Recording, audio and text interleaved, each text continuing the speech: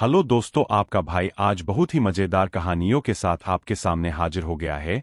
और कमेंट करना कौन सी कहानी अच्छी लगे, ताकि हम और भी बेहतर कहानियां ला सकें।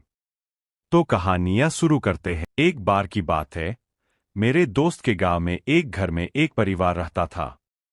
उनके पास एक बड़ा और भव्य मकान था, लेकिन उस घर में कुछ अजीब और अनजान माहौल हमेशा बना रहता था। घर में हर रात कुछ अनूठा होता था। चीखें, चिल्लाहट, विचित्र आवाजें और अजीब से आत्मा की तरह चीखें सुनाई देती थीं। परिवार के सदस्य बहुत परेशान थे और उन्होंने इस समस्या का हल निकालने के लिए कई तरह के पंडितों और तांत्रिकों को बुलाया, लेकिन कुछ भी सहायता नहीं मिली। एक दिन एक बुजुर्ग तांत्रिक ने उनकी मदद के लिए उनके घर का दरवाजा खटखटाया। वह उन्हें बताया कि घर में काला जादू हो सकता है और उसका समाधान केवल उन्हीं के पास है। तांत्रिक ने उन्हें कुछ उपाय बताए और उन्होंने उन्हें समाधान के लिए कहा। उन्होंने कहा कि वे रात को एक साथ एक कमरे में बैठें और ध्यान से सुने कि वह क्या सुनते हैं। रात को सभी लोग एक कमरे में बैठे और ध्यान से सुनने लगे। धीरे धीरे एक अद्भुत गीत की ध्वनि सुनाई दी, जो उन्हें आश्चर्यचकित कर दिया। गीत के साथ साथ उन्हें आत्मा की आवाजें भी सुनाई दीं।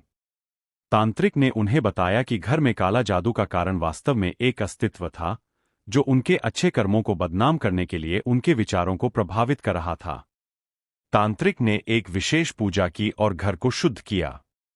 उसके बाद घर में किसी भी अजीब घटना का समाचार नहीं आया और परिवार को शांति मिली। इस कहानी से हमें यह सीखने को मिलता है कि अक्सर अजीब और अनूठे स्थितियों के पीछे कुछ आसान समाधान होता है, जिसे हम अपनी ध्यान और श्रद्धा के साथ पहचान सकते हैं। ऐसी ही कहानी मेरे गांव की है।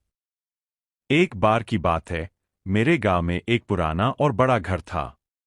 उस घर में एक परिवार रहता था, जो कि बहुत ही सुखी और समृद्ध था। परंतु एक दिन से ही घर में अजीब चीजें होने लगीं। पहले तो लोगों ने इन घटनाओं को ध्यान नहीं दिया, लेकिन बाद में यह बातें गंभीर हो गईं। रात के समय अनजान आवाजें सुनाई देने लगीं, वस्तुओं को इधर-उधर हिलाया जाता था और कई बार किसी के आत्मा की तरह किसी की चिल्लाहट सुनाई देती थी। जब इस सब का सामना हर किसी ने किया, तो उन्होंने यह समझा कि घर में कुछ अजीब हो रहा है। लोगों ने तो बबरी मंत्रों और उपायों का प्रयोग किया, परंतु कुछ भी परिणाम नहीं मिला। आखिरकार एक पुराने तांत्रिक की सलाह ली गई। तांत्रिक ने घर में जाकर एक विशेष पूजा की और घर की शुद्धि का अभ्यास किया।